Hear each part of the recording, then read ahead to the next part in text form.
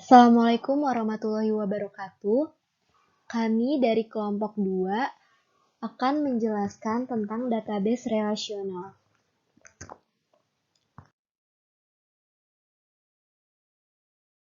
Oke, pada bagian ini kita akan mengenal mengenai relational database. Yang pertama yang akan kita bahas adalah pengertian database. Yang kedua, perbedaan sistem berorientasi file dan sistem berorientasi database. Yang ketiga, penggunaan data dalam business intelligence. Pembahasan yang keempat meliputi keuntungan menggunakan sistem database.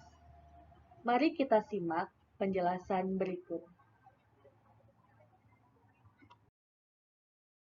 Database adalah seperangkat koordinasi beberapa file data terpusat yang saling berhubungan, yang disimpan dengan sedikit mungkin kelebihan data. Database juga menggabungkan catatan yang sebelumnya disimpan dalam beberapa file terpisah ke dalam kelompok umum untuk melayani pengguna dan aplikasi pengelola data. Perbedaan sistem berorientasi file dan sistem berorientasi database. Yang pertama adalah orientasi file. Dalam orientasi file, hierarki proses diawali dengan elemen data, kemudian record, dan yang terakhir file. Tipe file dalam orientasi file yang pertama adalah master file. Berisi record mengenai suatu entitas, misal produk dan konsumen. Yang kedua, transaction file. Memuat record mengenai suatu kejadian seperti penjualan. Yang ketiga, history file. History file memuat record mengenai transaksi di masa lalu atau archive file. Dan yang terakhir ada reference file, merupakan tabel yang berisi data yang diperlukan dalam kalkulasi, seperti tabel harga produk. Yang kedua, ada orientasi database. Hierarki proses dalam orientasi database, yang pertama diawali dengan elemen data, records, tabel, dan database. Dokumentasi data dalam sistem database, yang pertama ada kamus data atau data dictionary. Kamus data memuat informasi mengenai elemen data yang ada di dalam database. Kamus data menyimpan informasi mengenai nama elemen data, deskripsi data, ukuran file, tipe data, sumber data, dan sebagainya. Yang kedua ada diagram entity atau relationship. Diagram ini merupakan diagram model data secara konseptual yang menggambarkan entitas dan kaitan antar entitas secara grafis. Penggunaan data dalam business intelligence. Apa sih business intelligence itu? Business intelligence adalah cara menganalisis data dalam jumlah besar yang berguna dalam pembuatan keputusan strategis. Dalam business intelligence terdapat dua teknik utama yang sering digunakan. Yang pertama, teknik analitik online, yaitu menggunakan beberapa query untuk menyelidiki hipotesis hubungan di antara data. Dan yang kedua adalah teknik penggalian data. Teknik penggalian data merupakan penggalian data dengan menggunakan analisis statistik yang canggih untuk menemukan hubungan yang tidak dihipotesiskan dalam data. Keuntungan menggunakan sistem database. Yang pertama adalah integrasi data. Dalam integrasi data, master file dikombinasikan ke dalam pool data yang besar yang dapat diakses oleh banyak program. Hal ini tentunya akan sangat membantu para pengguna data. Contohnya, data pegawai yang dikonsolidasikan dengan gaji, personil, dan juga skill masing-masing pegawai. Yang kedua adalah meminimalkan inkonsistensi dan kelebihan data. Dalam sistem ini, data biasanya hanya disimpan sekali, sehingga hal ini dapat meminimalisasi adanya input data ganda yang dapat membuat data tidak terkoordinasi dengan baik. Selanjutnya, yang ketiga ada independensi data. Data dan program dapat diubah tanpa mengubah data yang lain, sehingga memudahkan manajemen data. Yang keempat adalah analisis lintas fungsional. Dalam sistem database, semua data saling berhubungan, seperti asosiasi antara penjualan dan promosi. Hal ini tidak dapat dipisahkan dan dipakai dalam menyiapkan laporan manajemen. Yang terakhir adalah pembagian data. Data yang terintegrasi lebih mudah dibagikan oleh pengguna terverifikasi, sehingga dapat dengan mudah diakses untuk penyelesaian masalah.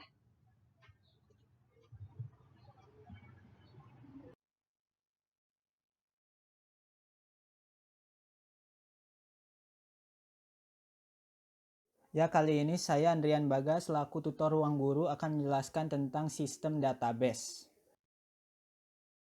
Pada sistem yang berorientasi file, pemrogram harus tahu lokasi fisik dan layout catatan. Nah, layout catatan ini adalah dokumen yang menunjukkan item-item yang disimpan dalam file, termasuk urutan dan panjang field data serta tipe data yang disimpan.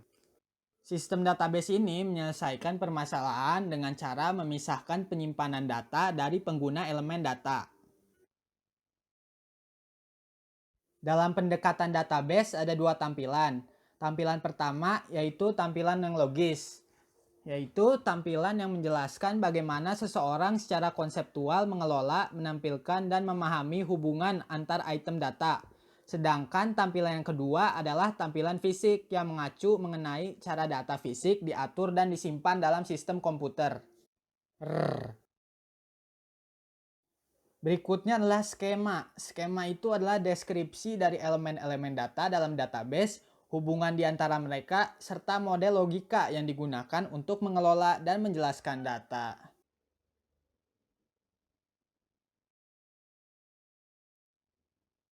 Nah, skema ini memiliki 3 level.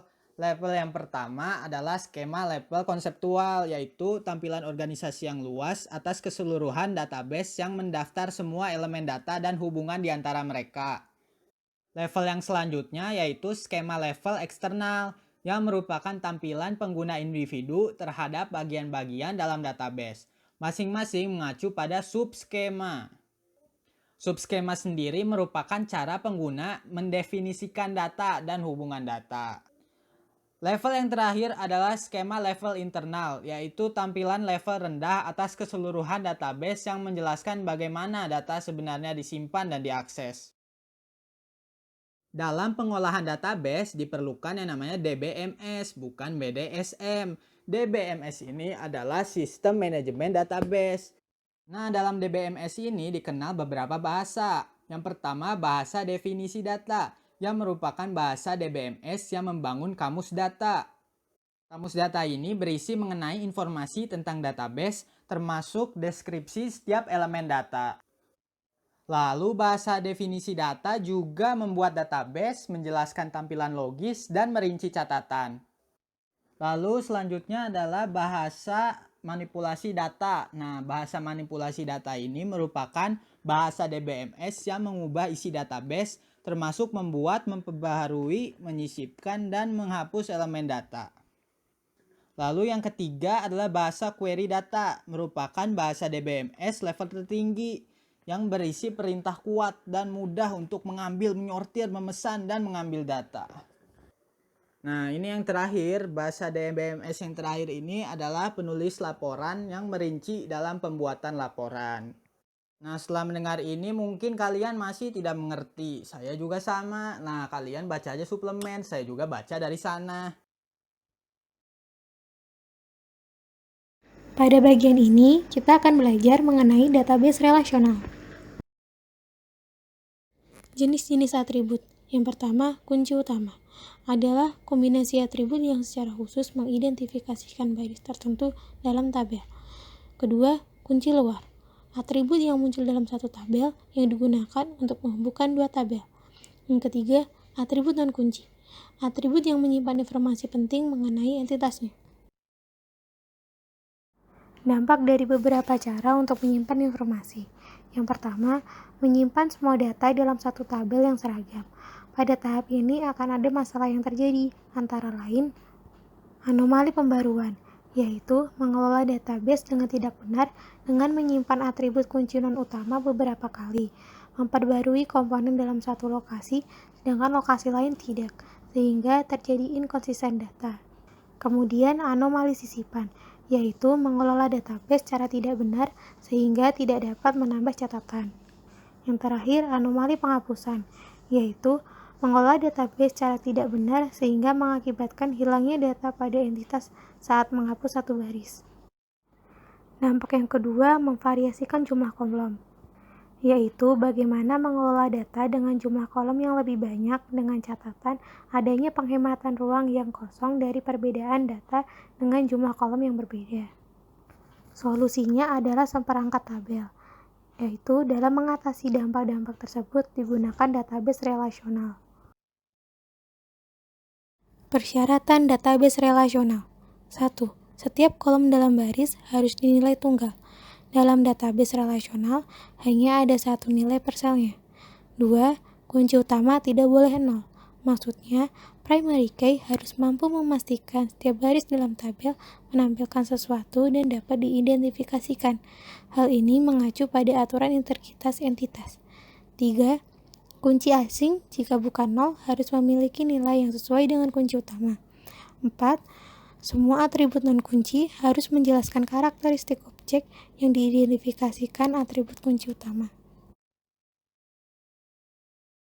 Terdapat dua pendekatan dalam mendesain database. Yang pertama, normalisasi. Cara ini adalah dengan mengikuti aturan-aturan pembuatan database untuk mendesain database relasional yang bebas dari anomali penghapusan, sisipan, dan pembaruan. Selanjutnya adalah pendekatan desain alternatif yang disebut pemodelan data semantik, yaitu dengan menggunakan pengetahuan atas proses bisnis dan kebutuhan informasi untuk membuat sebuah diagram yang menunjukkan apa saja yang dimasukkan dalam normalisasi database penuh.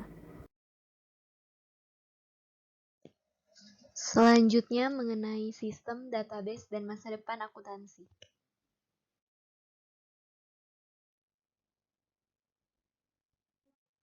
Yang pertama, sistem database dapat sangat mempengaruhi sifat dasar akuntansi. Contohnya, sistem database dapat mengarah pada ditinggalkannya model akuntansi pembukuan double entry. Alasan dasar sistem pembukuan berpasangan atau double entry adalah pengulangan pencatatan jumlah suatu transaksi sebanyak 2 kali, yang berfungsi sebagai alat pemeriksa proses data yang akurat. Setiap transaksi menghasilkan masukan debit dan kredit yang sama besar. Kemudian persamaan debit dan kredit diperiksa lagi dan lagi dengan berbagai cara dalam suatu proses akuntansi. Akan tetapi, pengulangan data berlawanan dengan konsep database. Apabila jumlah yang berhubungan dengan sebuah transaksi dimasukkan ke dalam sistem database dengan benar, maka jumlah tersebut hanya perlu disimpan sekali saja. Proses data terkomputerisasi sudah cukup akurat tanpa harus mempergunakan sistem pemeriksaan dan pemeriksaan ulang yang merupakan ciri khas dari model akuntansi pembukuan berpasangan atau double entry. Yang kedua, sistem database juga memiliki potensi untuk mengubah sifat pelaporan eksternal secara signifikan. Saat ini banyak sekali waktu dan usaha dilakukan untuk menetapkan bagaimana perusahaan seharusnya meringkas dan melaporkan informasi akuntansi ke pemakai luar.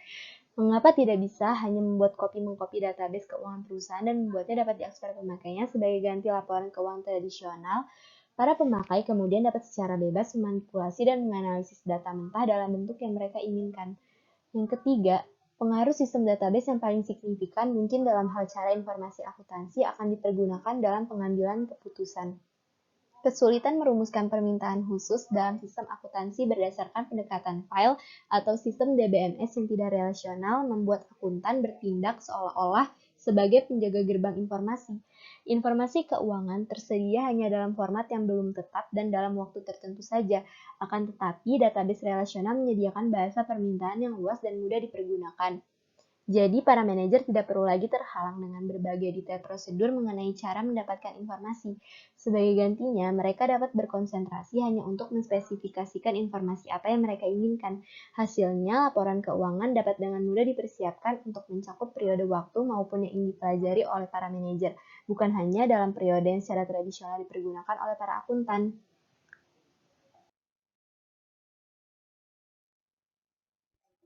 Selanjutnya, DBMS relasional juga dapat mengakomodasikan berbagai pandangan atas suatu fenomena yang sama. Sebagai contoh, tabel-tabel yang menyimpan informasi mengenai aset dapat berisi kolom-kolom yang bukan hanya berdasarkan biaya historis, tetapi juga biaya pergantian dan nilai pasar. Jadi, para manajer tidak lagi dipaksa melihat data dalam cara yang telah ditetapkan oleh para akuntan. Selanjutnya, DBMS relasional menyediakan kemampuan untuk mengintegrasikan data keuangan dan operasional. Sebagai contoh, data mengenai kepuasan pelanggan yang dikumpulkan melalui survei atau wawancara dapat disimpan di dalam tabel yang sama, yang juga dipergunakan untuk menyimpan informasi mengenai saldo saat ini dan batas kredit. Jadi, manajer akan memiliki akses ke serangkaian data yang lebih luas untuk membuat keputusan taktis dan strategis. Yang terakhir, melalui cara-cara ini, DBMS relasional memiliki potensi untuk meningkatkan penggunaan dan nilai informasi akuntansi dalam membuat keputusan yang taktis dan strategis untuk menjalankan perusahaan. Akan tetapi, para akuntan harus memiliki pengetahuan lebih banyak mengenai sistem database agar mereka dapat berpartisipasi dalam mendesain sistem informasi akuntansi di masa mendatang. Partisipasi semacam ini merupakan hal yang penting untuk memastikan bahwa terdapat pengendalian yang memadai dalam sistem tersebut untuk menjaga keamanan data dan memastikan keandalan informasi yang dihasilkannya.